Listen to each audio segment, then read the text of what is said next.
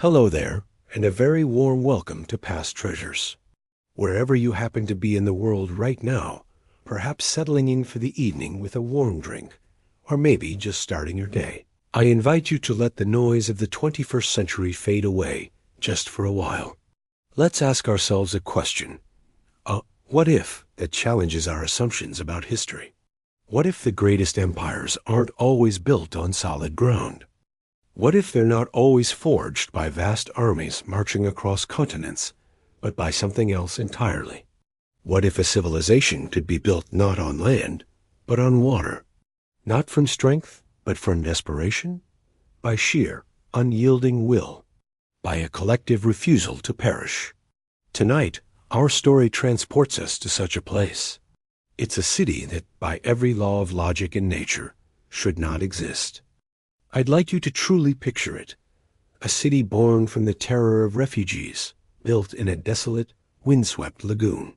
Imagine a landscape that is neither fully land nor fully sea, a hostile maze of saltwater, treacherous mudflats, and shifting, reed-covered islands. This place had no fertile earth for crops, no mountains for stone, no forests for timber, and no mines for metal.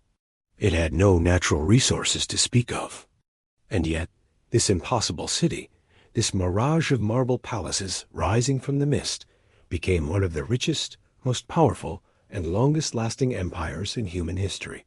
For over 1,000 years, La Serenissima, the most serene republic of Venice, was the envy of the world. It was the gateway, the hinge, the shimmering jewel that connected the West and the East. So, the great question is, how? How did this republic of merchants, with no land of its own, construct a vast maritime dominion that stretched from Italy to the Black Sea? How did a city founded on mud and fear become the master of the Mediterranean, the financier of popes, and the arbiter of kings? This evening, we begin that epic story. We will explore the chilling calculus of its politics and the ruthless genius of its shipbuilders.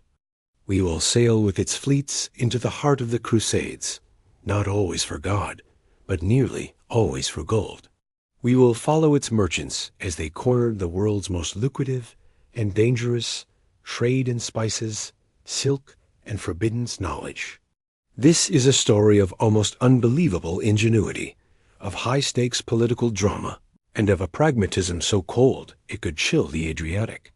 It is also, in time, the story of a slow, achingly beautiful decline of a city that became a living museum, a dream of its own past. Before we set sail on these dark historical waters, if this kind of deep immersive dive into the past sparks your curiosity, I'd be so grateful if you took a moment to tap the like button or perhaps even subscribe to Past Treasures. It's a simple, free, and truly wonderful way to support our journey together, and it means more than you know. I'm also, as always, so curious to know where in the world and at what time you're joining me tonight. It's a lovely ritual for us. So if you feel inclined, please do say hello in the comments below. And now, settle in. Let the modern world fade completely. Let us travel back in time, back to an age of marble palaces reflected in silent canals, the dip of a solitary oar in the fog, and the air rich with the scent of eastern spices and the salt of the sea. The story of Venice begins not with a grand design, not with a conqueror's ambition, but in chaos, fire, and desperate flight. In the 5th century A.D., the world that had seemed eternal was collapsing. The mighty Western Roman Empire, the bedrock of civilization for half a millennium, was not just falling. It was being torn apart. The old certainties, the roads, the aqueducts, the legions, the law, all of it was dissolving into ash and memory. From the east, a wave of successive barbarian invasions swept down into the prosperous, fertile plains of northern Italy. The most terrifying of these were the Huns, who seemed to contemporaries less like men and more like a force of nature, a plague on horseback led by their infamous leader Attila. Their path was one of ruin. As cities like Aquileia, Padua, and Concordia burned, the Roman citizens of the region, the Veneti, were faced with a simple, brutal choice: stay and die, or flee with nothing but their lives. They fled.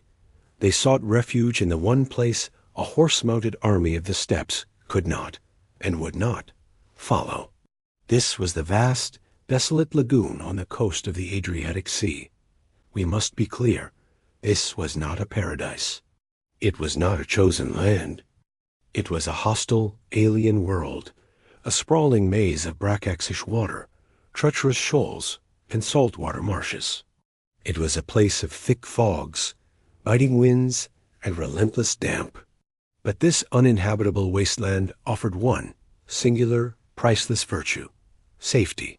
The shallow, confusing waterways, with their hidden channels and sucking mudflats, were a natural fortress. It was a labyrinth that would confound and drown any invading army long before it could reach the small, scattered islands within. The first Venetians, therefore, were not conquerors. They were refugees. They were fishermen, salt-pan workers, and farmers who had lost everything. On these small, damp, muddy islands like Torcello, Malamocco, and Rivo Alto, which would one day become the Rialto, they began to build a new kind of settlement. Their new community was based not on the soil of the earth, which they no longer had, but on the salt of the sea. But this brings us to a fundamental, almost childlike question. How do you build a city of stone, a city of marble palaces, on a foundation of liquid mud? The solution the Venetians developed is an act of staggering ingenuity and brute collective force. They did something that sounds impossible. They decided to build a forest under the water. They drove thousands, no, millions of long, sharpened wooden piles, trunks of alder, larch, and oak, deep through the soft ooze and silt. Using pile drivers, they hammered them down, past the layers of soft mud until they hit a hard, compressed layer of clay and sand far below, a stable substrate known as Caranto. These pilings, placed side by side, created a dense, solid, underwater forest. Preserved by the salt water and silt, and starved of oxygen, this wood did not rot. Instead, it petrified, becoming as hard as stone. On top of this forest of pilings, they laid thick platforms of timber. Only then, on this new, man-made artificial ground, could they begin to construct the stone foundations of their houses, their churches, and eventually their palaces. Every magnificent building you see in Venice today, from the Doge's palace to the humblest home, rests on this impossible, upside-down forest. They were, quite literally, building a city on sticks. This unique and challenging environment forged a new kind of people. Their roads were canals. Their wagons were boats. Their entire existence became oriented towards the sea. This daily, unending struggle with the water taught them a relentless pragmatism, a resourcefulness, and a sense of shared destiny. The city that was born from fear was not destined to remain a humble refuge. It was poised, by its very location, to use its unique position to become a power in its own right. As these small, scattered settlements of the lagoon grew, they began to merge, to coalesce into a single, thriving city. With this newfound unity, the Venetians faced a profound political dilemma. Officially, they were still a distant, semi-autonomous province of the distant Byzantine Empire, ruling from Constantinople. But in reality, they were on their own. They needed a leader to unite them, to represent them, and to lead them in war. But here was the problem. Their entire history, their very reason for being, was one of flight. They had fled the brutal tyrants and warring feudal lords of the mainland. Their deepest collective trauma, their greatest political fear, was recreating the very system of one-man rule that they had escaped.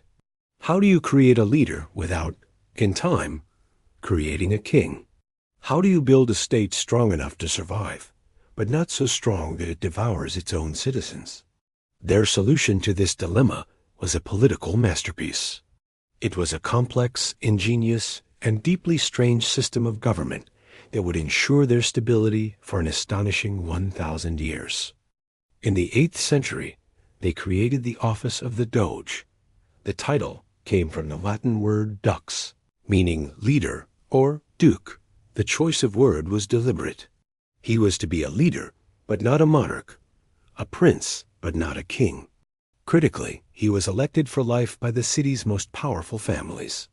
He was not born into the role. He could not pass it to his son.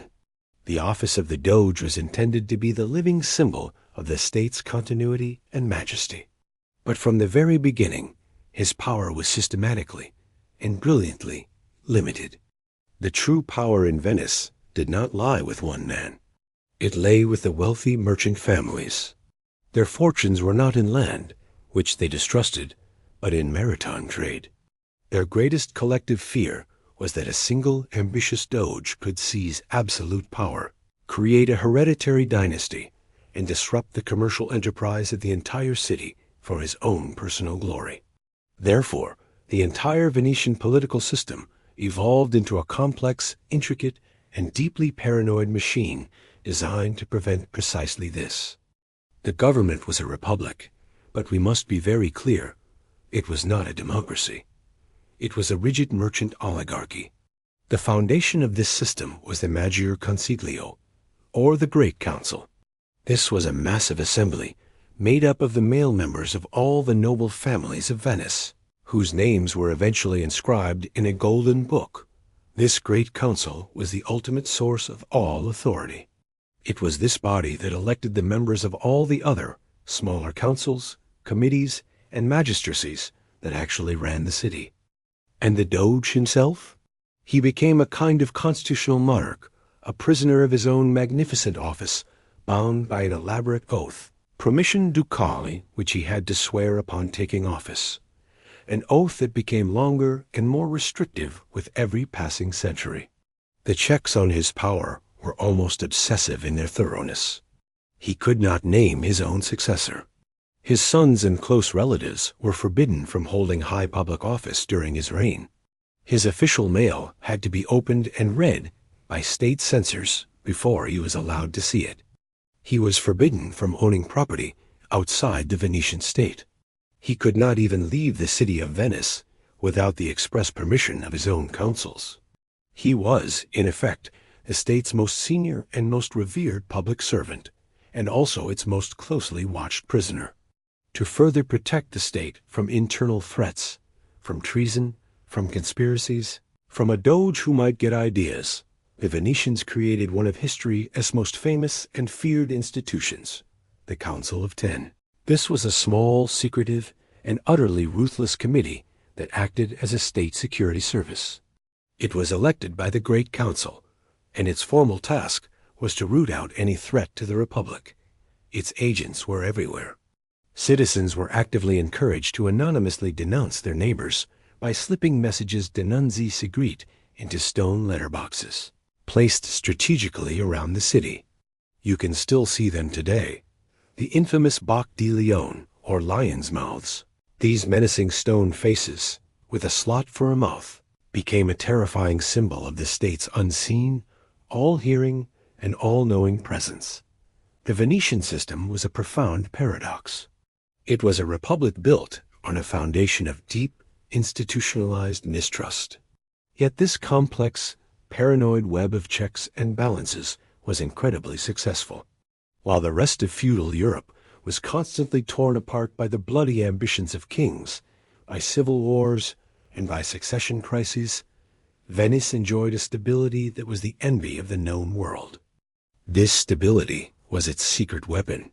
It allowed the city to focus its entire unified energy on a single, shared passion, the accumulation of wealth and the methodical building of a great maritime empire. For the first few centuries of its existence, Venice was not fully independent. It lived in the long, formidable shadow of the greatest power in the Christian world, the Byzantine Empire. This, of course, was the Eastern Roman Empire, which had survived the fall of the West and ruled from its magnificent, fabulously wealthy capital of Constantinople.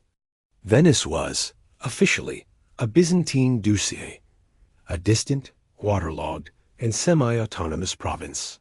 This connection, however, was not a burden.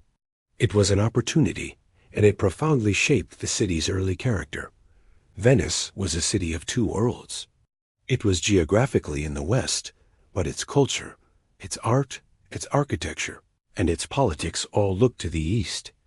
The breathtaking golden mosaics that began to adorn the walls of St. Mark's Basilica were created by Byzantine masters or in the pure Byzantine style.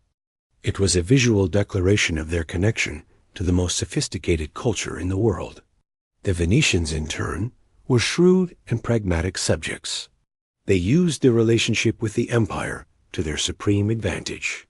Their growing navy, already the best in the region, often served as a mercenary fleet for the Byzantine emperor. The emperor, based in Constantinople, frequently needed help to fight off Norman invaders from Sicily or Arab pirates in the Mediterranean. Venice provided this vital naval support, but it always came at a price. The most important payment, the one that would change the destiny of Venice forever, came in the year 1082. The Byzantine emperor, Alexios I Komnenos, was desperate for Venetian help against a powerful Norman invasion. In return for the service of their fleet, he issued an imperial decree known as a Golden Bull. This decree granted Venetian merchants staggering, almost unbelievable, trading privileges throughout the entire Byzantine Empire. They were allowed to trade completely tax-free in most of the empire's major ports, including the capital of Constantinople itself. They were even given their own district and docks in the capital, a Venetian enclave on the shores of the Golden Horn. This was a massive, game-changing economic coup for Venice. It gave them a gargantuan competitive advantage over their rising rivals, like Genoa and Pisa. But it also, slowly and surely, began to poison the well. The Byzantine Empire, the host, was now being deprived of huge, vital amounts of tax revenue. The relationship began to change, to curdle. The Venetian servants were now, rapidly, becoming richer and more powerful than their Byzantine masters. Over the next century, this profound imbalance led to growing explosive tension and resentment. The local people of Constantinople grew to hate the arrogant, impossibly wealthy Venetian merchants who now seemed to dominate their city's commerce, acting as if they owned the place. This hostility sometimes erupted into violent, bloody riots and even massacres of the Venetians within the city. The old alliance had curdled into a relationship of deep mutual suspicion and bitter economic rivalry. By the end of the 12th century, the bond was completely broken. Venice was no longer a servant. It was a powerful, independent, and ambitious competitor. The Venetians now looked upon the weakening Byzantine Empire not with loyalty, but with the cold, calculating eyes of a predator. They saw it as both a commercial threat to be neutralized and an immense, decadent treasure trove waiting to be plundered. They knew the secrets of Constantinople's wealth, and crucially, they knew the weaknesses of its defenses. This long, complicated, and bitter history of service, economic domination, and resentment is the crucial backstory for the shocking, world-changing events that were to come. As Venice grew in power and distanced itself from its old master Byzantium, its leaders knew the city needed a new spiritual heart. A great power required a great patron saint, one whose prestige could rival the apostles Peter and Paul in Rome, or the relics of Constantinople. Their current patron was a minor Byzantine figure, a constant, nagging reminder of their former subservience. To be truly independent, spiritually as well as politically, Venice needed a relic of the absolute highest order. And so they set their sights on the body of St. Mark, the evangelist himself. There was just one significant problem. The sacred remains of St. Mark, the author of one of the four Gospels, were housed in a shrine in Alexandria, Egypt, a city then under the firm control of the Muslim Caliphate. In the year 828 A.D., two Venetian merchants, Buono da Malamoco and Rustico da Tosello, embarked on one of the most audacious and sacrilegious missions in medieval history. Their goal was a furta sacra, a holy theft. It was an act of pious larceny, designed to bring the evangelist home to their city. The two merchants sailed to Alexandria. Through a combination of bribery, persuasion, and cunning, they convinced the keepers of the shrine to let them take the saint's body. They claimed, with a veneer of religious duty, that they were saving the holy relic from potential desecration by the local Muslim rulers. Their greatest challenge, however, was smuggling the body past the caliph's customs officials at the port. It was here that the merchants displayed the cold-blooded, pragmatic cunning that would come to define the Republic. They placed the saint's body in a large basket and carefully covered it with layers of pork and cabbage leaves. As the story is told, when the Muslim officials, who consider pork to be haram, unclean, came to inspect the cargo, they lifted the leaves, saw the pork, and recoiled in visceral disgust. Khinzir! Khinzir! Pig! Pig! They reportedly shouted, waving the ship through without a proper search. The daring, blasphemous plan had worked perfectly. The arrival of St. Mark's body in Venice was a moment of profound, ecstatic transformation. The entire city erupted in celebration. This was more than just a religious event. It was a political one. No longer a mere cultural province of Byzantium, Venice was now a major, first-ranked pilgrimage destination. Its sacred authority could rival that of Rome itself. The magnificent golden St. Mark's Basilica was immediately commissioned to be the new, permanent home for the evangelist's remains. It was to be the chapel of the Doge, the spiritual and political heart of the Venetian state.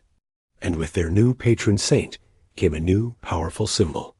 The traditional icon for St. Mark the Evangelist is a winged lion. Venice immediately and completely adopted this as its own. The Lion of St. Mark, often depicted holding a book, sometimes open for peace, sometimes closed with a sword for war, became the official symbol of the Republic.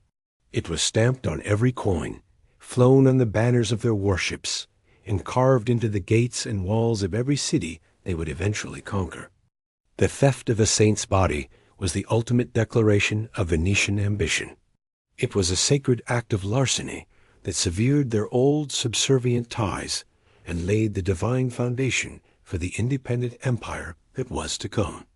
Venice now had a stable government, a divine protector, and a growing naval power, a fleet strong enough to be hired as mercenaries by the Byzantine emperor himself. But what was the source of this incredible maritime might? What was the engine that powered this ambition? The answer, the true physical heart of the Republic, was forged in a single, vast, and highly secret location. Tucked away in the eastern corner of the city, hidden behind high red brick walls and guarded towers, lay the Venetian arsenal, Arsenale di Venezia. This was not merely a shipyard. It was the largest and most efficient industrial complex in Europe, and arguably the world, centuries ahead of its time. The genius of the arsenal was its revolutionary approach to production. In an age where ships were typically built one at a time, from the keel up, by a single master shipwright, the Venetians pioneered the principles of the modern assembly line. The process began with the mass production of standardized, interchangeable parts. Within the arsenal's sprawling 60-acre complex, dedicated workshops were filled with highly skilled, specialized workers known as the arsenalotti. They did nothing but produce identical components. One workshop made nothing but oars. Another, nothing but rudders. Others mass-produced masts, rigging, sails, and vast, staggering quantities of rope. These parts were then stored by the thousands in massive warehouses, ready for use at a moment's notice. The assembly of a ship took place along a production canal, the Rio del Galeas, that flowed through the heart of the complex.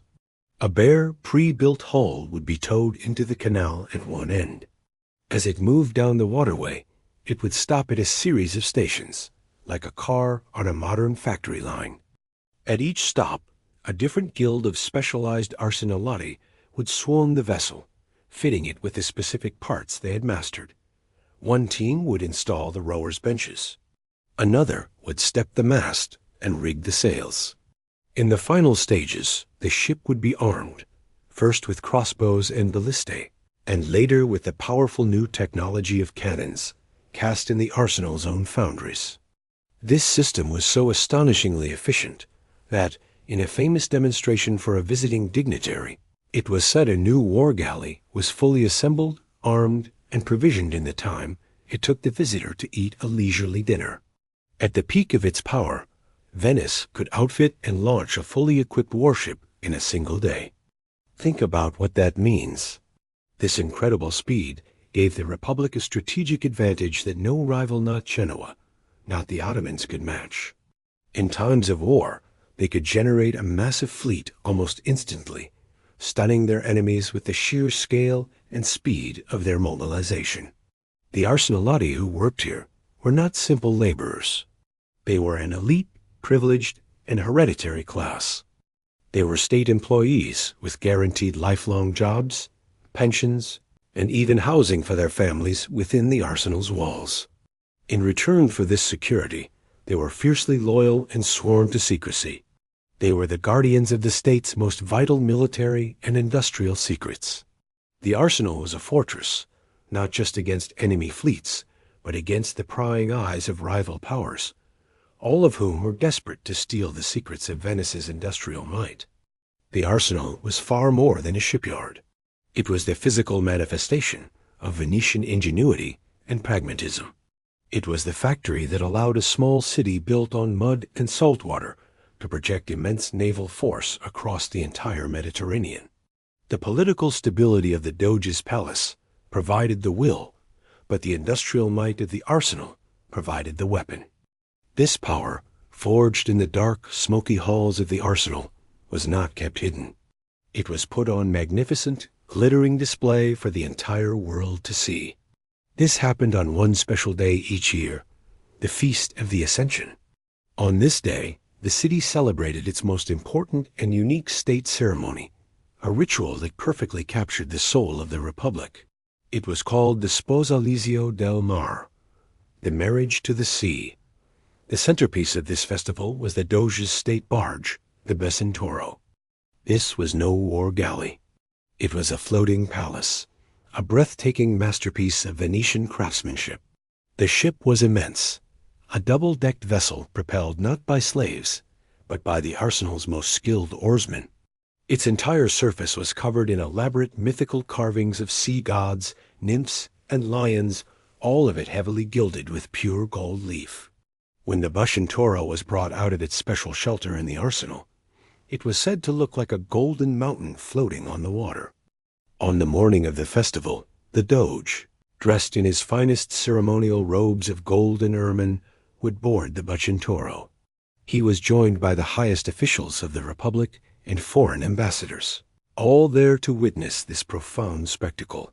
From there, he would lead a grand procession of hundreds of boats out into the lagoon. It was a spectacle of incredible pomp and civic pride. The entire city would turn out to watch, the golden barge followed by a flotilla of brightly decorated gondolas and private yachts. The air would fill with music, the triumphant pealing of every church bell in the city, and the cheers of the Venetian people. The procession's destination was the Lido Inlet. This is the point, the breakwater, where the calm, protected waters of the lagoon meet the open, unpredictable expanse of the Adriatic Sea. Here, the flotilla would fall silent. The Doge would stand at the prow, and the Patriarch of Venice would bless the waters. Then, the Doge would perform the ancient and sacred ritual. He would take a consecrated golden ring. He held it aloft for all to see. Then he would recite the solemn, unchangeable Latin vow, Desponsimus te mare, in signum veri perpetuit dimini. We marry you, our sea, as a sign of true and perpetual dominion. With those words, he would drop the golden ring into the waves, a symbolic offering, a sacrifice, a wedding. This act was a yearly renewal of the sacred contract at the heart of the city's existence. It was a prayer for the safety of their sailors and the prosperity of their trade. But it was also, and perhaps more importantly, a powerful, unambiguous statement of political reality. It declared to the world, to the Pope, to the Emperor, to their rivals, that the Adriatic Sea was Venice's territory. It announced that the sea was their private highway, their property, and that they were its undisputed master. For the Venetians, this was no mere metaphor. Their city was born from the water. It was protected by the water, and it was made rich by the water. The sea was their farm, their fortress, and their entire reason for being. To be married to the sea was simply to state the fundamental truth of their world. This magnificent golden ceremony was the ultimate expression of the Venetian soul, a perfect blend of piety, arrogance, commerce, and power. At the dawn of the 13th century, this potent combination of political cunning, industrial might, and boundless ambition was about to be unleashed upon the world in a way that would shock Christendom. In 1198, the powerful Pope Innocent III declared the Fourth Crusade, a new holy war to sail to the Holy Land, strike at the heart of Muslim power in Egypt, and reclaim the city of Jerusalem. The feudal lords of France and the Holy Roman Empire answered the call. They assembled a magnificent army of knights, infantry, and soldiers, one of the greatest seen in generations. But they had a problem. To strike at Egypt, they needed a fleet, a massive one, and there was only one city in the world that could provide it: Venice. The leader of Venice at this time was one of the most remarkable and enigmatic figures of the Middle Ages. His name was Doge Enrico Dandolo. He was an old man, well into his 90s, and he was blind. Yet his mind was as sharp and as ruthless as any man half his age, and his ambition for the glory and profit of Venice was boundless. The Crusader envoys arrived and made their request. They needed a fleet of transport ships and war galleys sufficient to carry 33,500 men and 4,500 horses. Dandolo and the Venetians drove a famously hard bargain. They agreed to suspend all of their normal commercial activities for over a year. They would dedicate the entire colossal industrial might of the arsenal to this one massive project. The price for this service was a staggering 85,000 silver marks. The Crusaders, eager to begin their holy quest, agreed. Venice went to work. In the summer of 1202, the Crusader army began to assemble at the Lido of Venice, the staging ground for the invasion. A crisis immediately and disastrously erupted. The army was far, far smaller than promised. Thousands of knights and soldiers, for various reasons, had taken different routes, died, or simply dropped out. As a result, the Crusaders who did show up could only pay a fraction of the enormous agreed-upon price. The situation was a disaster for both sides. A massive armed foreign army was now trapped on an island in the Venetian lagoon, broke and unable to fulfill its holy vow. And Venice was on the brink of financial ruin, its expensive new fleet sitting idle in the harbor, its economy frozen, and its payment nowhere to be seen. It was in this moment of intense crisis that the blind, aged Doge Dandolo revealed his cunning genius. He made a proposal to the desperate and indebted Crusaders. They could, he suggested, pay off the rest of their debt, not in silver, but in service. Their first target, he announced, would not be Egypt. It would be the city of Zara, a trading rival of Venice down the Dalmatian coast. The Crusaders were aghast. Zara was not a Muslim city. It was a Christian city, under the protection of the King of Hungary, who had himself taken the cross. They had taken a sacred oath to fight the enemies of Christ. Now they were being asked to attack a fellow Christian city for the pure commercial benefit of Venice. This was a blatant, cynical hijacking of their holy mission. Many protested this sacrilege. Some, including the leader of the crusade, Boniface of Montferrat, were deeply troubled. Some knights and soldiers abandoned the crusade in disgust. But the vast majority were trapped. They were in debt, stuck on an island, and desperate. Reluctantly, they agreed. To seal this dark bargain, the aged Enrico Dandolo performed a masterful act of political theater. During a great mass in St. Mark's Basilica, he stood before the high altar. He declared that he, despite his age and his blindness, would personally take the cross and lead the crusade himself for the glory of God and St. Mark.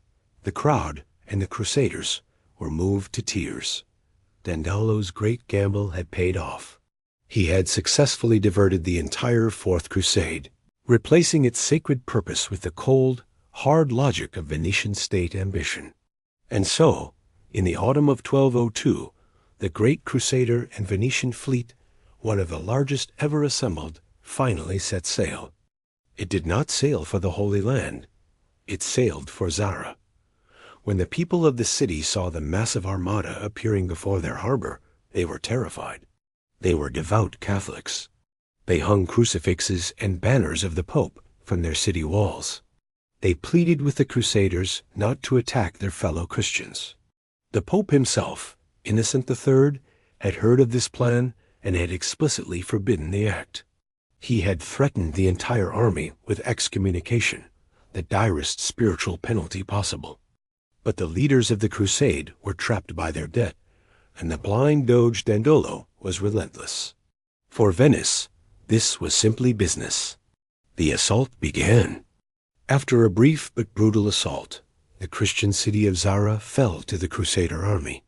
The knights and soldiers, having now paid a portion of their staggering debt in service, or, perhaps more accurately, in sacrilege, entered and sacked the city. It was a grim, dark prelude to what was to come, a stain on the sacred crosses they wore on their tunics. The vast army, now a pariah in the eyes of the Pope, wintered in the conquered Dalmatian city. It was during this cold, tense, and deeply uncertain winter that the destiny of the entire crusade was not just altered, but completely and irrevocably hijacked. A new player arrived at their camp, not a king or a high-ranking knight, but a young, exiled Byzantine prince named Alexios Angelos.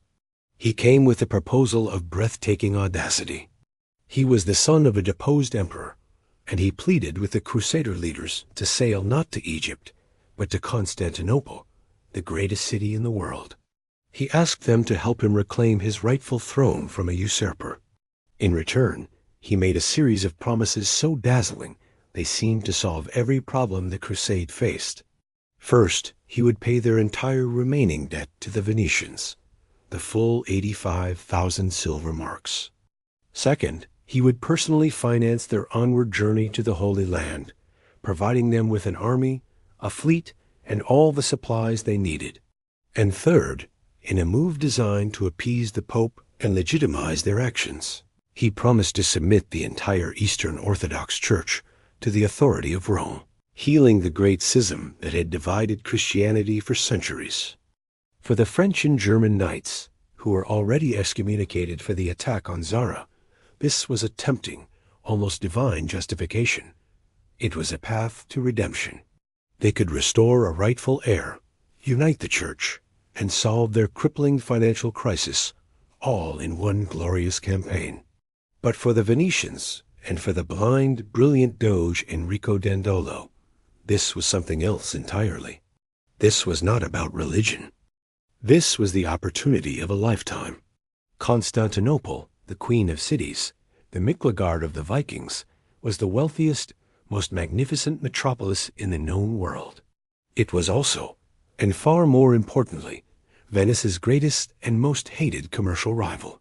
The chance to place a friendly, indebted emperor on its throne, an emperor who would be, in effect, a Venetian puppet, was a prize for which Enrico Dandolo was willing to risk everything, including the very soul of Christendom. The Holy War was now, officially, a hostile takeover.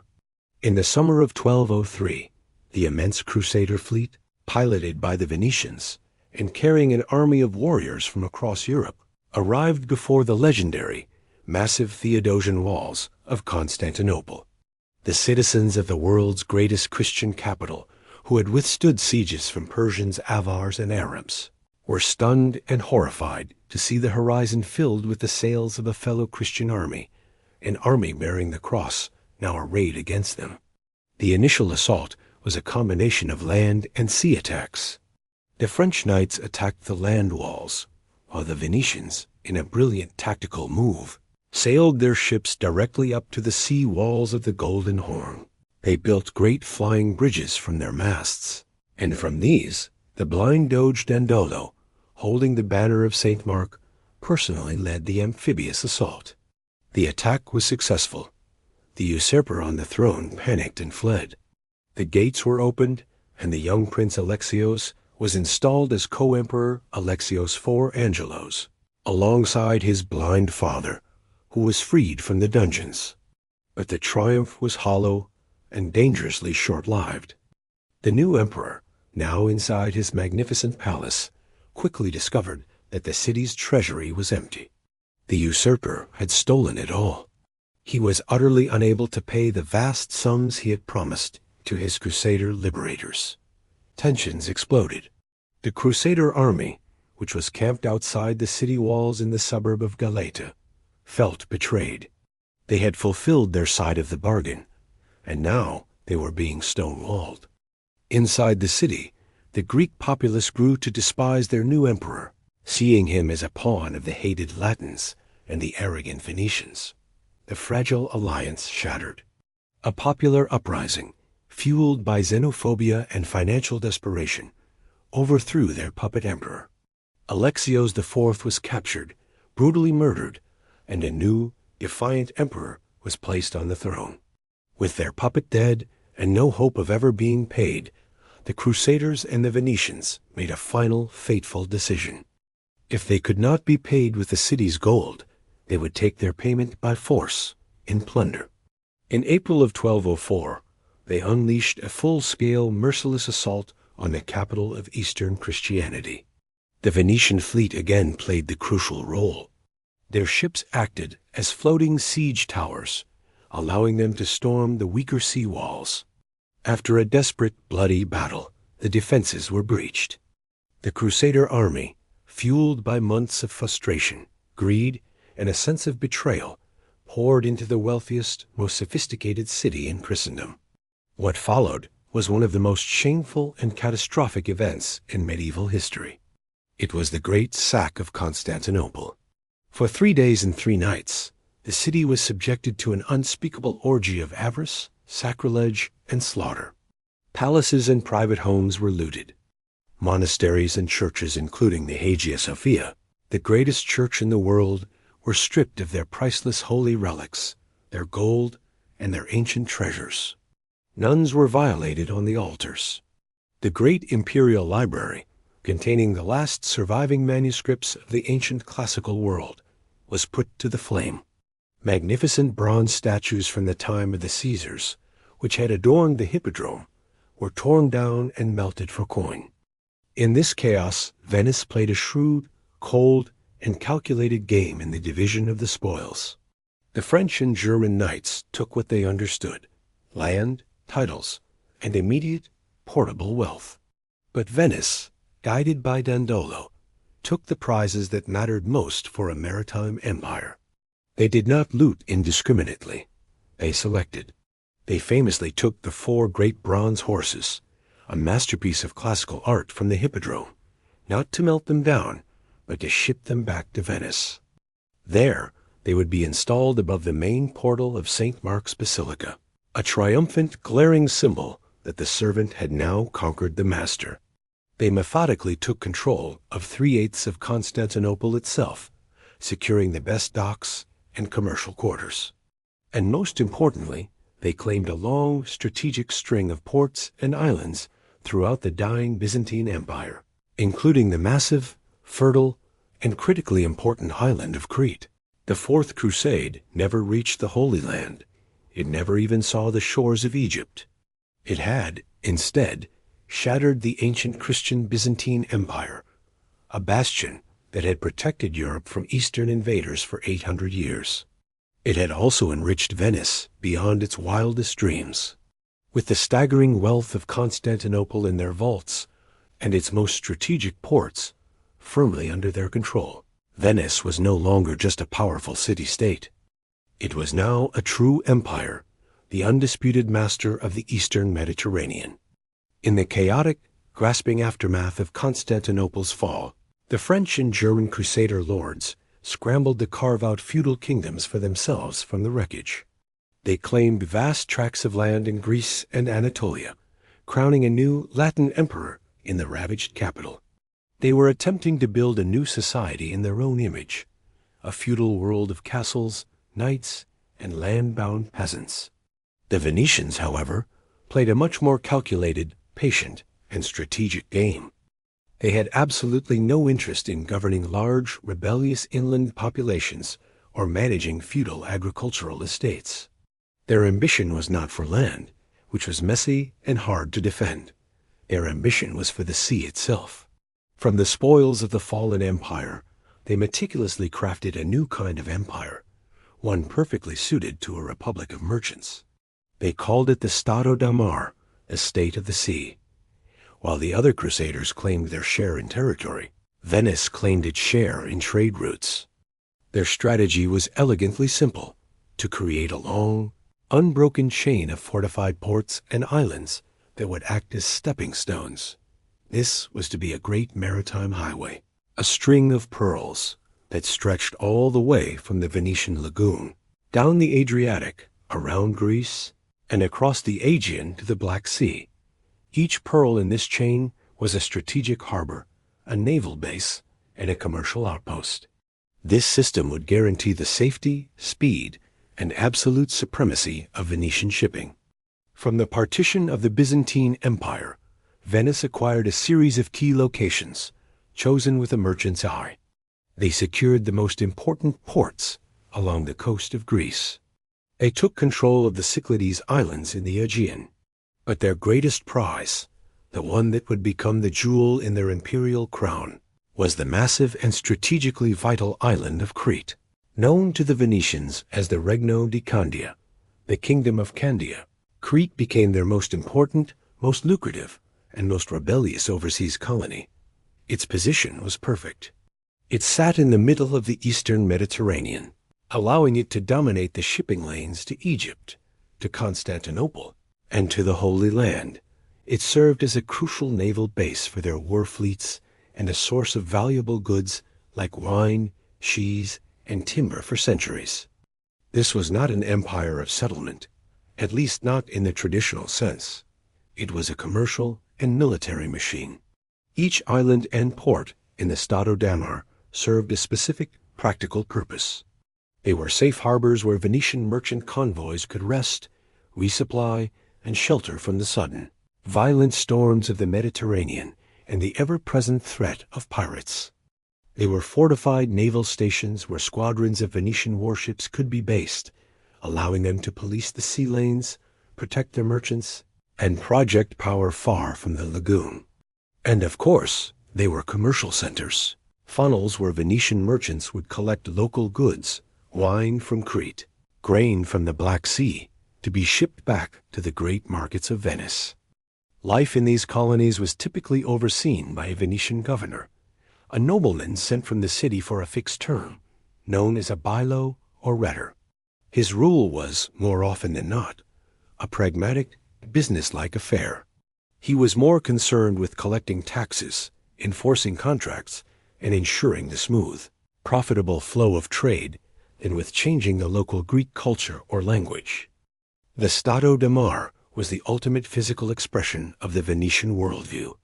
It was an empire designed by merchants, for merchants. Every island, every fortress, every harbor was chosen not for its size or population, but for its strategic and commercial value on a map.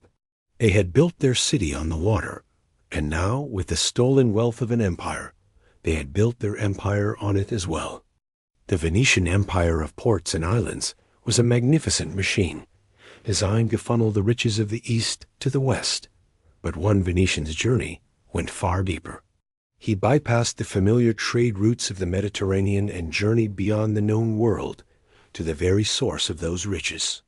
His name was Marco Polo, and his story would become the single most famous travelogue in human history. The incredible adventure began in 1271. Marco, then just a 17-year-old boy, set out from Venice with his father, Niccolo, and his uncle, Maffeo. They were experienced merchants from the Polo family, and this was an impossibly ambitious trading mission. Their journey was not a swift, familiar voyage by sea, but a long, grueling, and perilous trek overland, following the legendary network of paths known as the Silk Road. For 3.5 years, they traveled. Have you ever tried to truly imagine the sheer scale of such a journey in the 13th century? They crossed the mountains of Anatolia, the vast deserts of Persia, and the towering, forbidding Pamir Mountains, the roof of the world. Finally, in 1275, they arrived at their destination, the opulent, almost mythical summer court of Kublai Khan, the Mongol emperor of China and grandson of Genghis Khan. The Khan was not a barbarian chief. He was a sophisticated, intelligent, and deeply curious ruler of a vast, advanced civilization. He was fascinated by these strange, hardy men from a distant, unknown land. He took a particular liking to the young Marco Polo, who was quick-witted, sharp-eyed, and had a gift for languages. He found Marco to be an intelligent and keen observer. For the next 17 years, Marco Polo did not just trade. He became an honored emissary, a trusted official in the Khan's vast and powerful empire. He traveled all over China on the Khan's business, seeing wonders that no European had ever witnessed or even dreamed of. He saw cities of such immense size, with millions of inhabitants, that they made Venice or Paris look like small provincial towns. He saw the burning of black stones coal for heat, a technology unknown in the West. He saw the common use of paper money, a concept completely alien to Europeans who traded in heavy, precious metal. He witnessed the workings of the incredibly efficient Mongol imperial postal system, which used horse-backed messengers to carry news across the continent with astonishing speed. He heard tales of the distant islands of Cheongdu, Japan. After a total of 24 years away from home, the Polos, now incredibly wealthy and longing for Venice, finally received the Khan's permission to return. Their journey back was just as perilous, but this time they traveled by sea, escorting a Mongol princess to Persia. They sailed through the South China Sea, across the Indian Ocean, and finally back to the Mediterranean. When they at last arrived back in Venice in 1295, they were almost unrecognizable. They were weathered, dressed in tattered Mongol clothing, and spoke Venetian with a thick foreign accent. Legend says that at first, their own family did not believe it was them. They had been presumed dead for decades. To prove their identity and their story, the Polos hosted a great dinner. They brought out their rough, travel-worn coats, cut open the seams with a sharp knife, and a river of priceless jewels, rubies, sapphires, emeralds, and diamonds, hidden from pirates and bandits, poured out onto the table. Venice was stunned. Marco Polo's incredible adventure had one final, ironic twist. A few years after his return, Venice was engaged in one of its chronic, brutal wars with its great rival, the Republic of Genoa. Marco, now a wealthy and respected man, commanded his own galley in the Venetian fleet at the disastrous Battle of Curzela in 1298. The Venetians were crushed by the Genoese, and Marco Polo was captured and thrown into a Genoese prison. It was there, in that dark, mundane prison cell, that he met a fellow prisoner, a writer of romances named Rustichello da Pisa. To pass the time, to preserve the wonders he had seen, Marco Polo dictated the entire story of his incredible journey to his soulmate. The resulting book, known simply as The Travels of Marco Polo, or A Description of the World, became an instant medieval sensation. It was copied and translated, spreading across Europe like wildfire. Yet many at the time dismissed it as pure fantasy. They nicknamed it Il Milione, the Million Lies, after a Polo family nickname, believing no man could have seen such fantastic things. But it was not a book of lies. It was the first detailed, realistic account of the Far East that Europe had ever seen. It would fundamentally change the European understanding of the globe and, centuries later would inspire future generations of explorers, including a Genoese sailor named Christopher Columbus, who owned a heavily annotated copy. It was the legacy of a Venetian merchant who had journeyed to the end of the world and back, all preserved because he was captured by his city's greatest rival. Venice had built an empire, and its merchants, like Marco Polo, had journeyed to the ends of the earth. But the great, simmering rivalry with Genoa, their powerful maritime twin on the other side of Italy, was not yet settled. That rivalry, which had led to Marco Polo's capture, was a running sore that had festered for over a century. One final, brutal, existential war was needed to decide, once and for all, the true master of the Mediterranean. This was the War of Chioggia, the last and most desperate struggle between the two lions of the sea. The war began in 1378. After initial skirmishes in the east, the Genoese fleet, in a brilliant and terrifyingly daring move, achieved what no enemy had ever done before. They sailed into the Venetian lagoon itself. They smashed through the city's outer defenses at the Lido and captured the strategic port of Chioggia at the southern end of the lagoon. For the first time in its 1,000-year history, Venice was directly, mortally threatened. Its own sacred waterways were occupied by a hostile fleet. This was the Republic's darkest hour. The enemy was not at the gates. The enemy was inside the gates. The Genoese fleet, victorious, established a blockade. They cut Venice off from the sea, its only source of food, its only source of wealth, its very lifeblood.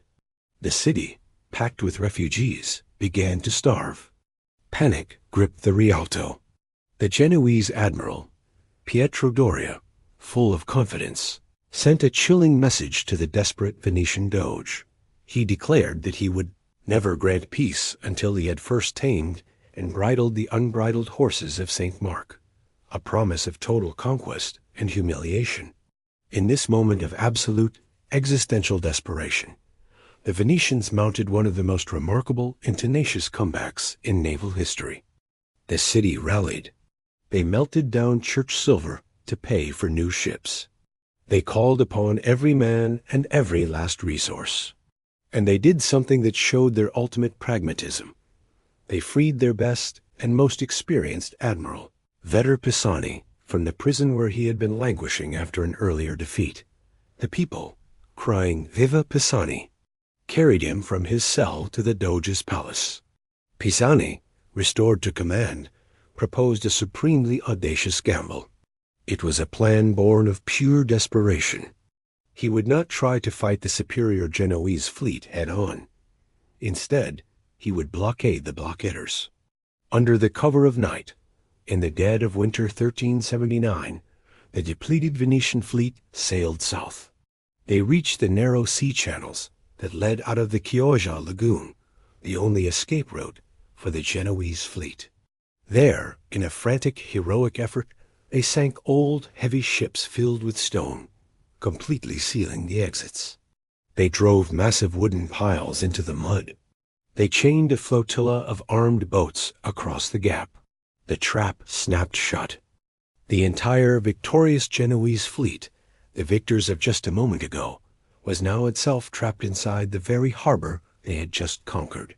The situation was completely, stunningly reversed. The siege of Venice became the siege of Chioggia. For 6 grueling months, the Venetians, now the jailers, held their position, cutting off all food and supplies to the trapped Genoese sailors. It became a brutal, grinding war of attrition, fought in the freezing mud and shallow waters of the lagoon. Finally, in June of 1380, starving, defeated, and with no hope of rescue, the once mighty Genoese fleet was forced into a humiliating and total surrender. The victory was absolute. The War of Chioggia had broken the back of Genoese sea power forever. While Genoa would remain a significant financial center, its challenge for maritime supremacy was over. Venice now stood alone. La Serenissima was now, truly, La Dominante, the undisputed master of Mediterranean trade. Having vanquished its greatest rival in a war it had almost lost, The Republic was now truly free to enter its golden age. Venice now stood alone as the undisputed master of the Mediterranean. Its victory over Genoa was total. Its Stato del Mar, its empire of ports and islands, was a perfectly designed, unrivaled machine. And this machine was created, optimized, and defended for a single purpose: to control the most valuable and profitable trade on earth. In medieval and Renaissance Europe, true wealth was not just gold or silver. It was spice. Have you ever wondered what that kind of wealth smells like?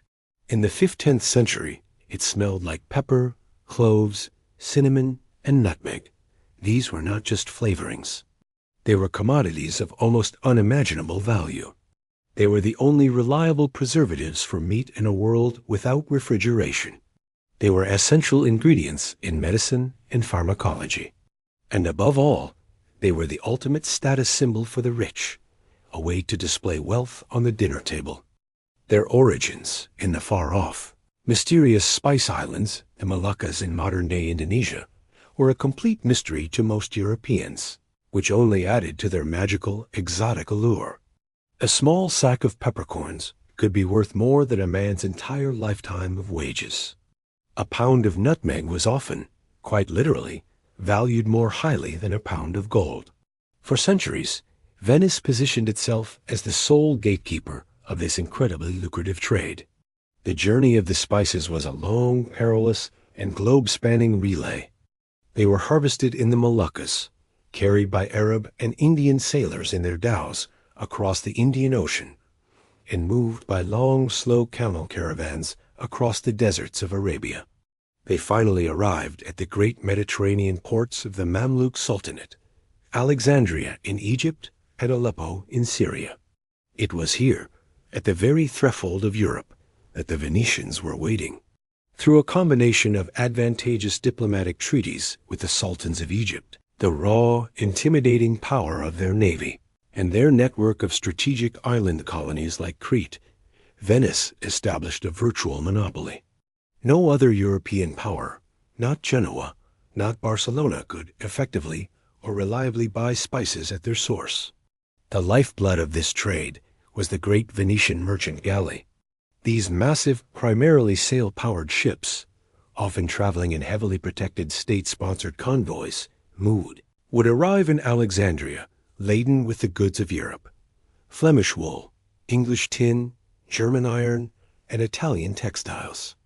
They would exchange these for the precious cargo from the East. Then began the triumphant journey home, their holds filled with the fragrant, priceless dust that was the foundation of the Republic's entire fortune. The arrival of a spice convoy in Venice was a moment of citywide celebration and economic frenzy. The ships would unload their cargo at the bustling, chaotic markets of the Rialto. The air, for blocks, would be thick with the exotic scents of the Orient. Here, under the watchful eyes of state inspectors, every sack of pepper was weighed, taxed, and sold to the great merchant houses of the city. From the warehouses of Venice, the spices were then distributed at an immense markup to the rest of the continent. The staggering profits from this one monopoly funded the unparalleled splendor of the city. It paid for the magnificent marble palaces that lined the Grand Canal. It paid for the breathtaking, vibrant artworks of Titian, Tintoretto, and Veronese. It paid for the endless construction of powerful war fleets that were built, day and night, in the arsenal.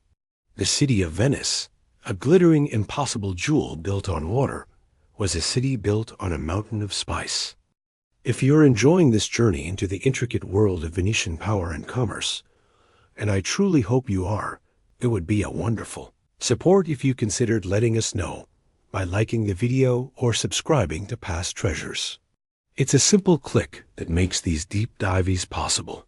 Venice was now at the absolute peak of its wealth and power. Its maritime empire funneled the riches of the East into its coffers without challenge. But this very success, this apex of glory, created a new and dangerous vulnerability.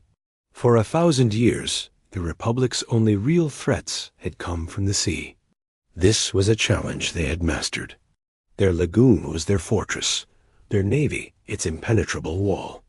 But now, in the early 15th century, a new and dangerous power was growing on their very doorstep, on the Italian mainland. Powerful and aggressive new states were consolidating. The greatest of these was the Duchy of Milan, ruled by the ambitious, ruthless, and expansionist Visconti family. Their stated goal was to conquer all of northern Italy and forge a new kingdom. The leaders of Venice, watching from their Doge's palace, had a terrifying realization. Their lagoon was no longer a perfect defense. A powerful enemy controlling the shoreline could do what no navy ever could. It could starve them. It could cut off the vital rivers that brought food from the mainland. It could also sever the crucial land trade routes that ran from Venice over the Alps into Germany and the rest of Europe, the very routes that distributed their precious spices. The sea had made them rich, but the land could make them starve. This new threat sparked a fierce, existential political debate within the Great Council. One faction of nobles, the traditionalists, the Sea Party, argued that Venice was a creature of the sea, a fish. They warned that getting involved in the treacherous, bloody, and hideously expensive land wars of Italy would be a disastrous mistake. It would be a quagmire, betraying the city's true nature and draining its wealth. The other faction, the expansionists, the Land Party, argued that they had no choice. To remain secure, to protect their food supply and trade routes, Venice had to control its own backyard. It needed to forge a deep, defensive buffer zone on the mainland, the terra firma. After a long and bitter struggle, the expansionist party won the debate. In the early 15th century, under the leadership of the ambitious Doge Francesco Foscari, Venice made a radical, fundamental shift in its grand strategy. It began a long and costly series of wars to conquer the territory behind it. This was the birth of the Stato da Terra, the state of the land. This campaign of conquest was, at first, swift and wildly successful. Through a combination of skillful diplomacy, outright bribery, and decisive military action, Venice took control of a series of nearby cities. They captured Padua, then Vicenza, and finally the great city of Verona. This expansion gave them control of the major rivers and, most importantly, the fertile farmlands of the Veneto region. For the first time in its history, Venice had secured its own food supply. This was a monumental change for the Republic. Venice was no longer just a maritime empire. It was now a major Italian land power as well, a hybrid creature of sea and soil. This new land empire would bring the city great security and new resources. But it would also embroil Venice in a century of brutal, complex, and ruinously expensive land wars against Milan, Florence, the papacy, and eventually all of Europe. This was a very different kind of conflict from the naval battles they had mastered, and it would demand a new, unfamiliar, and deeply untrustworthy kind of soldier to fight it. Venice had committed itself to a new future, one of conquest on the dusty plains of the Italian mainland. But the Republic of Merchants and Sailors faced a serious practical problem.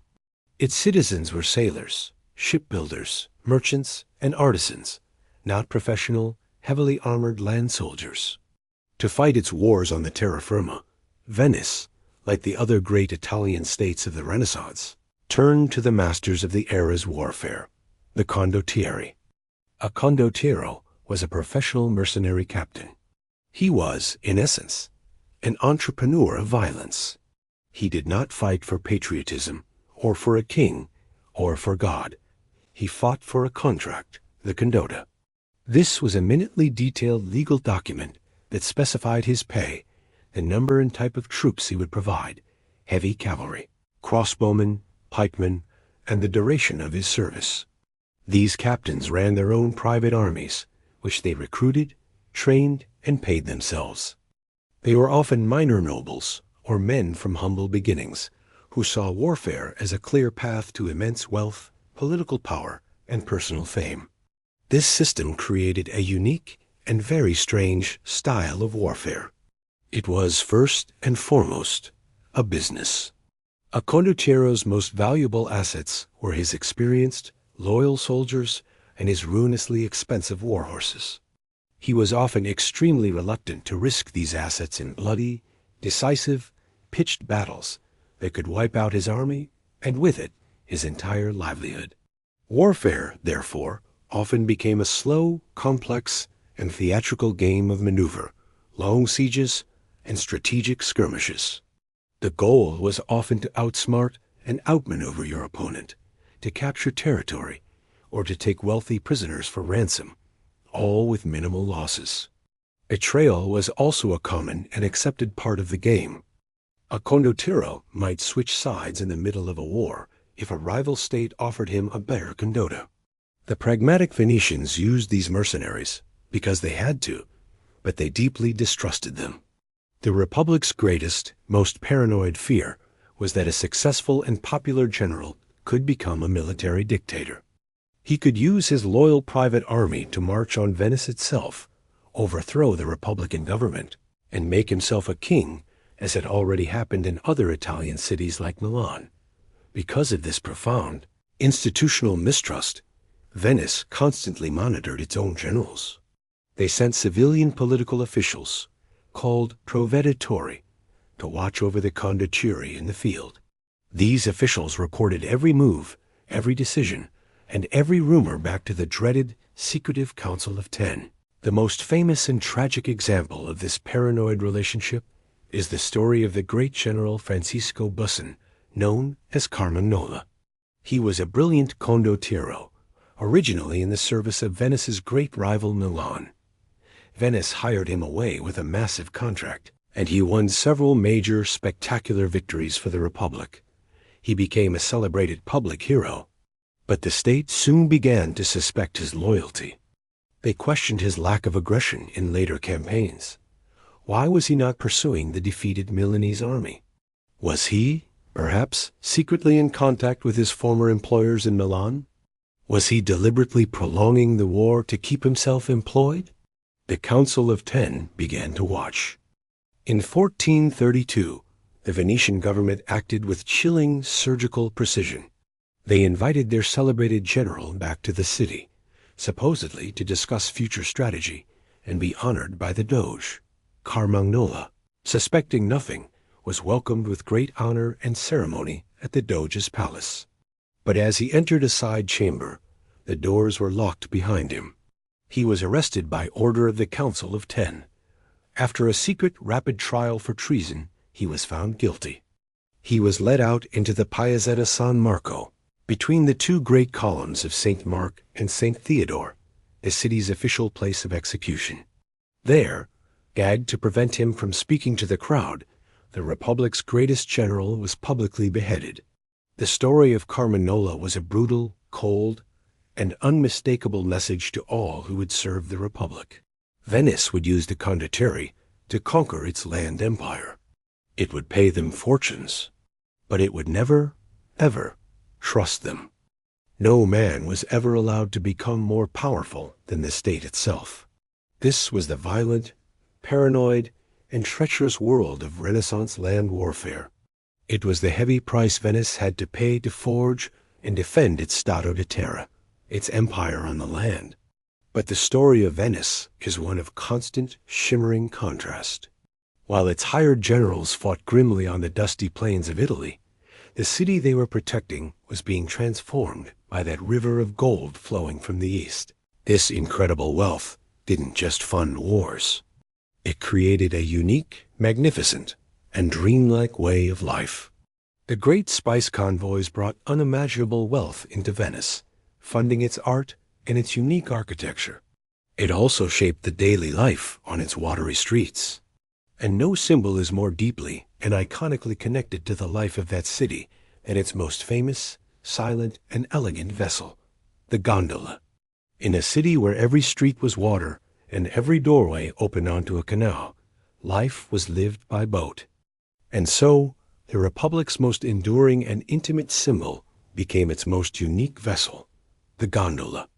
The gondola, as we know it, is not just a boat. It is the result of centuries of perfect, precise evolution, a vehicle designed by pure necessity for this unique environment. Have you ever wondered what makes it so special?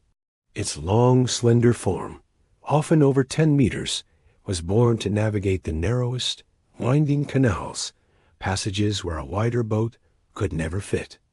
Its flat bottom is a simple, practical solution, allowing it to glide effortlessly over the shallow, muddy waters of the lagoon, clearing submerged steps and shoals. But its true genius, the secret that makes it so magical to watch, lies in its very construction. The hull is famously asymmetrical, built with a subtle yet crucial curve. One side is larger than the other. This invisible imbalance is what allows a single gondolier, standing at the stern with a single long oar, to propel the boat in a perfectly straight line. Without this subtle, brilliant twist in its design, the boat would simply spin in circles. The gondolieri themselves were, and are, a powerful and respected part of Venetian life. They were members of a historic and tightly controlled guild, a closed community that passed its knowledge from father to son. They knew the secrets of the city's labyrinthine, thousand-canal network better than anyone, even the state itself.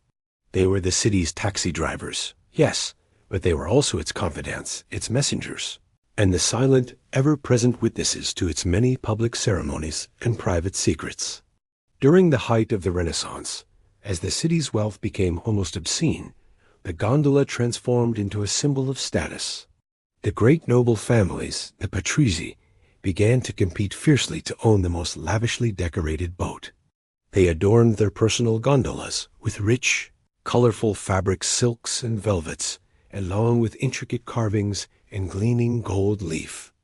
The canals, in turn, became choked with these magnificent, glittering displays of private wealth, a floating parade of arrogance that stood in stark contrast to the Republic's official, sober ideal of public modesty and equality.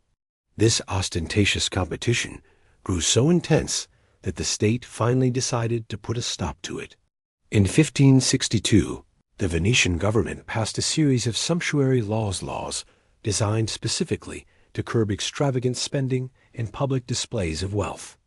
It decreed that all gondolas, with the sole exception of a few ceremonial state boats like the Doge's own barge, must be stripped of their gaudy decorations. Henceforth, they were all to be painted a uniform, simple black. This law, seemingly so simple, perfectly encapsulated the Venetian mindset. It was a masterful act of political branding. It enforced a public image of sober, republican equality, forcing the city's powerful, feuding nobles to conceal their immense personal wealth behind a dark veil of uniformity. The iconic black gondola was born. It became a symbol of the unique culture of Venice, a city of outward, enforced modesty that concealed a world of private luxury, intrigue, and shadow. This law, controlling even the color of a private boat, was a perfect example of the Venetian state's power, its obsession with control, and its insistence on monitoring the public and private lives of its citizens.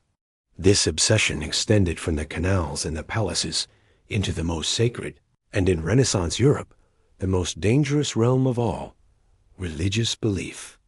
Across the continent, as the Protestant Reformation shattered the unity of the Church, the Catholic hierarchy had a powerful and feared tool for enforcing its doctrine. It was called the Inquisition, a special ecclesiastical court tasked with finding, trying, and punishing heresy, any belief that contradicted the official teachings of the Church in Rome. It was a system that held power over kings and commoners alike. But the Republic of Venice, as always, did things its own way. While Venice was a devout and proudly Catholic state, it famously and stubbornly insisted on running its own state-controlled inquisition. The reason for this, as with almost everything in Venice, was pure pragmatism. The Venetian state was built on international trade. Its city was, by necessity, a cosmopolitan melting pot. On any given day, the Rialto market was filled with foreign merchants, German Lutherans, Orthodox Greeks, Jews, and even Turks. An overly zealous inquisition, one controlled directly by Rome, could have been a catastrophe. It could have triggered devastating diplomatic incidents. It could have frightened away the German merchants, disrupting the vital flow of silver from their mines. It could, in short, have disrupted the vital trade relationships that were the very lifeblood of the city. For Venice, commercial stability was just as important, if not more important, than absolute religious purity. The Venetian system, therefore, was unique. The tribunal itself was, on paper, composed of religious figures, including the papal nuncio, the Pope's ambassador, and the Patriarch of Venice. But there was a crucial, non-negotiable difference. 3 lay observers were required to be present at every single trial. These were Venetian noblemen, appointed directly by the state, known as the Savi alla Regia, the sages on heresy. These 3 observers had no vote in the verdict, but their presence was everything. They were the state's watchdogs. They ensured that the government monitored all proceedings. The interests of the Republic were always protected. These lay observers had the power to suspend a trial if they felt it was politically motivated, diplomatically dangerous, or in any way damaging to the state of Venice. As a result, the Venetian Inquisition was generally, and rightly, considered less brutal and far more pragmatic than its notoriously cruel counterparts in Spain or Rome. Its focus was often on public repentance and conformity, not on mass executions. While it certainly did prosecute people for heresy, its methods were always tempered by the state's overwhelming need for social and economic stability. They were, for example, especially concerned with the city's large German merchant community, fearing the spread of Protestantism, not so much as a theological threat, but as a potential source of political unrest. This fiercely independent streak led to constant, simmering tension with the papacy in Rome. The Pope saw Venice's state-controlled Inquisition as a direct, arrogant challenge to his divine authority. But this was part of a larger, centuries-long pattern for the Republic. Venice consistently and unapologetically prioritized its own state interests over the demands of the Church, a stance that was almost unique among the powerful Italian states. The Venetian Inquisition is a perfect, subtle example of the Republic's unique character. It was a city that managed to be both deeply pious and fiercely, pragmatically independent. It found a way to balance the demands of faith with the cold, hard necessities of running a global commercial empire. Even in the sacred and terrifying matter of heresy, the final, ultimate loyalty of Venice was not to the Pope, but to the state and to the serene, profitable stability of the Republic. But that hard-won stability, so carefully guarded from within by secret police and state observers, was about to face its greatest ever threat from the outside. Venice's golden age of commercial supremacy, which had seemed eternal, was not destined to last. Throughout the 15th and 16th centuries, a formidable, terrifying new power had risen in the East, the Ottoman Empire. The fall of Constantinople to the Sultan Mehmed II in 1453 was a seismic shock to the Venetian world. It was a catastrophe. It placed a mighty, aggressive, and expansionist empire in direct control of their vital trade routes to the Black Sea. What followed was a century of relentless, grinding, and incredibly draining warfare. One by one, Venice's valuable ports and islands in the Aegean, the pearls of its Stato da Mare, came under attack. Euboea, Modin, Coron, the Republic found itself in a constant, incredibly expensive, and often lonely struggle to defend its maritime empire from the overwhelming might of the Ottomans. This long simmering conflict reached a final breaking point in 1570. The Ottomans launched a massive, full-scale invasion of the rich and strategically vital Venetian-held island of Cyprus. The island's garrisons were besieged, and Venice, knowing it could not possibly face the full might of the Ottoman navy alone, sent desperate pleas across Europe, begging for a new crusade. In response, a holy league of Christian powers was formed. It was a fragile alliance, but a powerful one. The fleets of Habsburg Spain, the Papal States, Genoa, and other Italian states joined with the Venetian fleet to confront the Turkish menace. The result was the largest naval battle fought in the Western world since the Battle of Actium in Romang antiquity. This was the Battle of Lepanto. In the autumn of 1571, the two colossal fleets met in the Gulf of Patras, off the coast of Greece.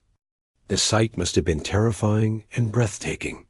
On one side, over 200 Ottoman galleys, a sea of crescent banners, their thousands of oars churning the sea. On the other, the combined Christian fleet of a similar size, a floating forest of masts and crucifix banners. This would be the last great battle in history, to be fought primarily by oar-powered galleys, a clash of ancient and modern naval power. At the heart of the Venetian contingent and at the front of the Christian line were 6 revolutionary new warships. They were called galleasses. These were massive, lumbering hybrid ships, taller and wider than a normal galley, but still rowable. Their true power, however, was their armament. They were packed with a formidable number of cannons, firing from all sides, acting as floating fortresses. As the battle began, these 6 Venetian galleasses were towed in front of the main Christian line. They unleashed a devastating, coordinated barrage of cannon fire, smashing the Ottoman formation and causing chaos before the main fleets even clashed. What followed was a brutal, chaotic, and incredibly bloody melee. For hours, the two fleets grappled in a swirling, desperate battle. The sea was filled with the crash of ramming ships, the splintering of oars, the roar of cannons, and the screams of men. Galleys would lock together, and the fighting would become a desperate hand-to-hand struggle on the blood-slicked decks. Slowly, the Christian fleet began to gain the upper hand. Their superior firepower and heavier armor made the difference. In a climactic moment, Venetian and Spanish soldiers boarded the Ottoman flagship.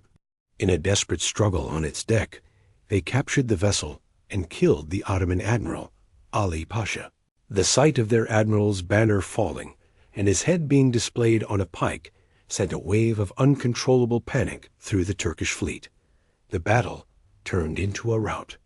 The victory at Lepanto was absolute and overwhelming. The Ottoman fleet was annihilated. Thousands of Christian galley slaves, chained to the oars of the Turkish ships, were freed. News of the victory was met with ecstatic, delirious celebration across Europe. For Venice, it was a moment of immense triumph and profound pride. It was their last great heroic victory on the world stage, a moment when they had, once again, saved Christendom. However, the triumph was painfully short-lived. The Holy League, having achieved its military victory, soon fell apart due to political infighting and conflicting national interests. Venice, left to face the Ottomans alone, was eventually forced to concede the very island they had fought to save. In the final peace treaty, they were forced to formally cede Cyprus to the Ottoman Empire. The great victory at Lepanto was a glorious morale-boosting military achievement, but it was a tactical victory that could not change the strategic reality. It could not reverse the long, slow, powerful tide of history that was now running, decisively, against the Republic. The true mortal threat to Venice's future, the one that would finally bring the Republic to its knees, came not from an Ottoman fleet. It came not with the sound of cannons, but with the quiet scratch of a pen on a navigator's chart. At the end of the 15th century, Venice's entire economy was built on one thing: its absolute monopoly on the spice trade. All of Europe, every king, every noble, every wealthy merchant had to buy its precious pepper, cloves, and cinnamon from Venetian merchants at the Rialto at an astronomical price. But for decades, on the other side of Europe, the small, rugged kingdom of Portugal, under the guidance of visionary figures like Prince Henry the Navigator, had been systematically investing in a different, obsessive path. They sponsored voyages that pushed further and further down the unknown, terrifying coast of Africa.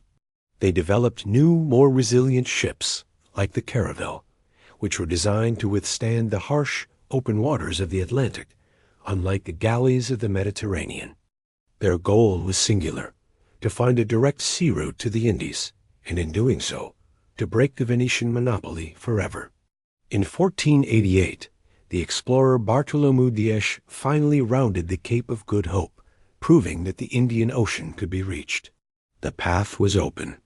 A decade later, in the summer of 1497, a determined Portuguese captain named Vasco da Gama set out from Lisbon with 4 small ships to complete that mission.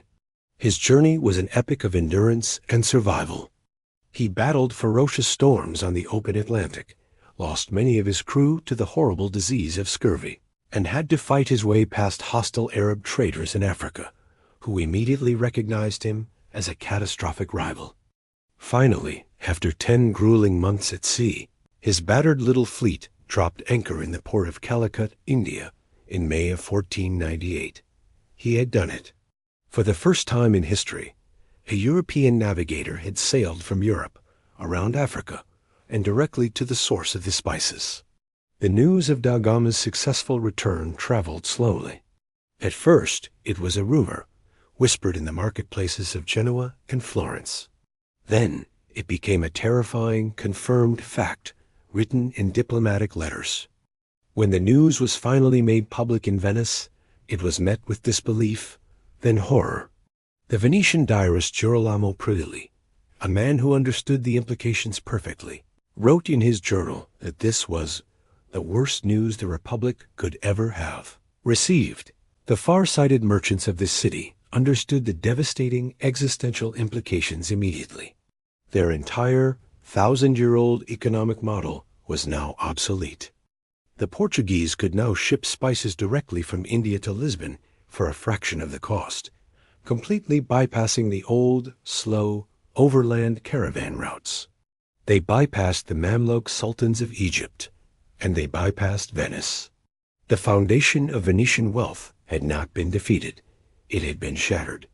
The Republic, of course, did not surrender its position without a fight. They tried diplomacy, desperately attempting to forge an alliance with the Sultan of Egypt to fight the Portuguese in the Indian Ocean. They even considered one of the most audacious engineering schemes of the age, to dig a canal at Suez, hundreds of years before its time, to get their own fleet into the Red Sea. But it was too late. The world had fundamentally and irreversibly changed. Venice had not been conquered in a great battle. It had simply been ... bypassed. The world's center of economic gravity was shifting, decisively, from the familiar closed waters of the Mediterranean to the vast open expanses of the Atlantic. The great age of discovery, which Venice's own Marco Polo had helped inspire, had ironically become the cause of its long, slow, and irreversible decline. The foundation of Venice's immense wealth was crumbling. The source of its power was drying up, but the city would not collapse into ruin. Instead, faced with a new world that no longer needed it as its primary marketplace, the Republic began a magnificent, poignant, and final transformation. It decided that if it could no longer be the world's most powerful city, it would become its most beautiful, its most captivating, and its most entertaining one. As its political and military power slowly faded throughout the 17th and 18th centuries, its cultural power exploded. Venice metamorphosed. It became the essential, glittering destination on the Grand Tour. This was a rite of passage for wealthy young noblemen from across Europe, especially from Britain. They journeyed to the continent to complete their education, and Venice became their playground. They came seeking not its commercial power, which was gone, but its artistic treasures, its beautiful music, and its legendary reputation for sophisticated, elegant, and decadent freedom. This was a Venice far from the rigid social rules of London or Paris. The ultimate expression of this new identity was the famous Carnival of Venice. It was not a short, week-long festival, but a month-long, sometimes 6-month-long, season of public celebration, theater, and masquerade balls that took over the entire city. The central feature, of course, was the mask. Behind a simple white bata or a black moretta mask, a nobleman could mingle with a commoner, and a commoner could feel like a king. The anonymity of the mask dissolved the city's rigid social structures, if only for a time. It created an atmosphere of heady intrigue, mystery, romance, and illicit adventure in the labyrinthine, fog-shrouded streets. This was the era when Venice became the undisputed capital of pleasure. The city opened the Western world's first public and legal gambling house, the Ridotto. Here, under the watchful and profitable eyes of the state, masked aristocrats and wealthy travelers would risk entire fortunes in silent, high-stakes games of chance. It was also the golden age of the famous Venetian courtesans, highly educated, cultured, and witty women who were celebrated in art and poetry. And it was the birthplace of public opera, with magnificent theaters attracting the best singers and composers in the world. This final era was also a last, brilliant golden age for Venetian art and music. It was the city of the composer, Antonio Vivaldi. His vibrant, energetic, and emotionally charged concertos, many written for the all-female orchestra at the city's orphanage, became the soundtrack to this gilded, festive age. It was also the city of the great view painter, Canaletto. His breathtakingly detailed, sun-drenched paintings of the Grand Canal and St. Mark's Square were the ultimate, priceless souvenirs for the Grand Tour travelers. His work was so precise, so evocative, that it defined the world's image of Venice for centuries to come. As the 18th century drew to a close, Venice was a city of almost unbelievable beauty. It was also a city of profound, hollow political stagnation. The Republic was a living museum, a capital of pleasure, but its military was a shadow of its former self. Its ancient, oligarchic government, unchanged for centuries, was brittle, exhausted, and utterly unequipped to deal with the violent, revolutionary new forces that were about to be unleashed upon Europe. That new force was the French Revolution, and its instrument was a brilliant, ambitious, and utterly ruthless young general named Napoleon Bonaparte. In 1796, Napoleon's revolutionary army swept into northern Italy, shattering the old Austrian order in a series of lightning-fast victories. The Republic of Venice, clinging to its long-held, centuries-old tradition of neutrality, desperately tried to stay out of the conflict. But in this new, brutal age of total revolutionary warfare, there was no room for neutrality. Napoleon, having conquered all the surrounding lands, accused Venice of being secretly hostile to France. In 1797, he marched his armies to the very edge of the lagoon. For the first time in over 1,000 years, a hostile, conquering army stood on the shores of Venice. Napoleon issued a stark, simple ultimatum to the Doge and the Great Council. They must dissolve their ancient, 1,000-year-old government and establish a new democratic municipality, one aligned with France. If they refused, his army would be, in his own words, an Attila for the Venetian state. The threat was clear: surrender or face total destruction. The final, agonizing debate took place within the Doge's palace, in the grand chamber of the Great Council. The ruling families of Venice, the descendants of the men who had built the empire, were assembled. Their faces were pale with fear. They knew the cold, hard reality of their situation. Their small, ceremonial army was no match for Napoleon's hardened veterans. Their city, once an impregnable fortress, was now indefensible against modern artillery, which could be placed on the shore and rain down fire upon them. They were faced with an impossible, agonizing choice. They could make a heroic, glorious, but utterly suicidal last stand, which would see their magnificent city burned, looted, and destroyed. Or they could accept a quiet, bloodless, and humiliating surrender that might at least preserve the city itself, its art, and its people. On May 12, 1797, the last Doge of Venice, Ludovico Manin, addressed the council with tears streaming down his face. He told them simply that the Republic was finished. He urged them to accept the French terms to save the city from annihilation. As the vote was being taken, the sound of a few stray musket shots from outside, no one knows from where, sent a wave of blind panic through the chamber. Believing a revolt had begun, or that the French were already attacking, the noblemen voted in a rushed, undignified, and terrified scramble. The 1,000-year-old most serene Republic of Venice did not end with a roar of defiance. It ended with a whimper of fear. The final moments were filled with a profound and quiet sadness. Doge Ludovico Manin returned to his private apartments. He removed his ducal cap, the corno ducal, the symbol of his office and of Venetian sovereignty. He handed it to his servant, saying simply, "Take it. I shall not be needing it again." A few days later, French troops entered St. Mark's Square, the first time a foreign army had ever occupied the city. They looted its treasures. They infamously tore down the 4 great bronze horses from the facade of the basilica and shipped them to Paris as spoils of war. The magnificent golden Bucintoro, the symbol of the city's marriage to the sea, was publicly broken apart and burned for its gold. The surrender to Napoleon in 1797 marked the end. The 1,000-year-old republic was gone forever. For the next several decades, the city itself became a prize, passed back and forth between the empires of France and Austria, before finally joining a newly unified Italy in 1866. But while the Venetian state was dead, the city and the idea of Venice remained. Its true legacy was no longer in its fleets or its colonies, but in the profound and lasting mark it had left upon the world. That legacy can still be found, hidden in plain sight, in the very language of modern finance and commerce. Have you ever used the word bank? It comes from the Italian banca, the simple bench a merchant would use in the square to conduct his business. Accounting terms like debit and credit were perfected in the meticulous ledger books of Venetian merchants. And the word quarantine?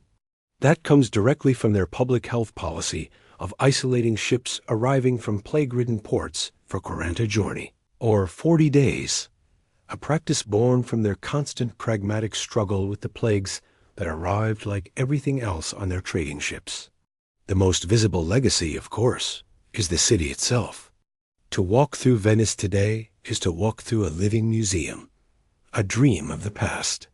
To stand in St. Mark's Square is to be in the grand reception room of the Republic, surrounded by the glittering Byzantine-influenced mosaics of St. Mark's Basilica and the seat of 1,000 years of government in the Doge's palace. From that palace, you can walk across the famous Bridge of Sighs into the grim, dark state prisons. You can still see the high, red brick walls of the arsenal, and imagine the thousands of arsenalati who once launched a fleet in a single day. You can stand on the iconic Rialto Bridge, the commercial heart of an empire that once spanned the known world. It is a city whose every stone tells a story. But to see the true, staggering scale of Venetian power, you must travel to its former colonies. The Trail of the Lion of St. Mark is carved into stone all across the Mediterranean. At the farthest reach of their influence, the massive Venetian walls of Nicosia on Cyprus still stand as the final eastern outpost. From there, the heart of their Aegean power was the crown jewel of their overseas empire, the island of Crete. In the beautiful port city of Chania, the entire old harbor is a complete Venetian creation, while in the capital, Heraklion, the colossal walls and seaside fortress are a testament to the centuries Venice spent defending its most precious colony. Moving back towards Venice, the Greek island of Corfu served as the heavily armed gateway to their home waters. Its magnificent old and new fortresses still dominate the city. The trail continues north, up the Adriatic coast into modern-day Croatia and Montenegro. The breathtaking fortifications of Kotor and the defensive works of Zadar, the very same city of Zara from our story, showcase their absolute dominance of this coastline. These great fortresses are so significant that they are part of a grand UNESCO World Heritage Site called the Venetian Works of Defense. This same site also honors the fortifications of Venice's powerful land empire, the Stato da Terra. On the Italian mainland, the powerful walls of Bergamo still loom over the modern city, a 4-mile circuit of massive stone bastions. At Peschiera del Garda, the Venetians transformed an island at the mouth of a river into a formidable pentagonal fortress, its powerful ramparts rising directly from the waters of the lake. And on the eastern frontier stands the incredible, surreal fortress city of Palmanova, a perfect, 9-pointed star designed by the most brilliant military architects of the Renaissance as a stunning, complete, and utopian city built as an ideal military machine. These are not just beautiful tourist sites. They are the enduring stone and marble echoes of a city that once commanded the sea. They are the powerful footprints of the Lion of St. Mark, still visible to any traveler who knows where to look. In the end, Venice's greatest legacy is its story.